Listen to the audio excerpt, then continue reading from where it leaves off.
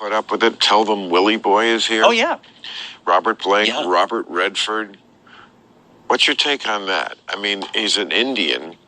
Well, that movie has a I don't think that movie works as a movie, but it's interesting what the director is trying to do,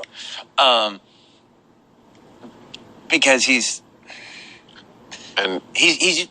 using a gigantic. He's using the whole Indian thing as a gigantic metaphor, because the story he's telling in where he's coming from.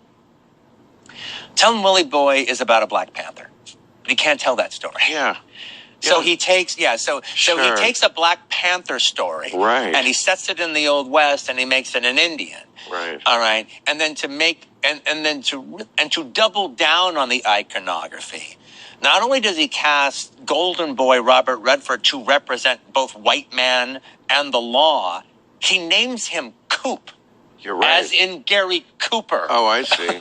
Wow, that's interesting. So Golden Boy is playing Golden Boy, and this is representing white America law. And speaking of casting an Indian as an Indian, the Indian woman who Robert Blake is involved with is played by Catherine Ross, late of The Graduate, the year before, or 2 years before, where she's playing a debutante. So you could be a debutante in one movie and a year later be an Indian. That's where we were. The sad thing about it is Robert Blake pulls off Indian roles perfectly.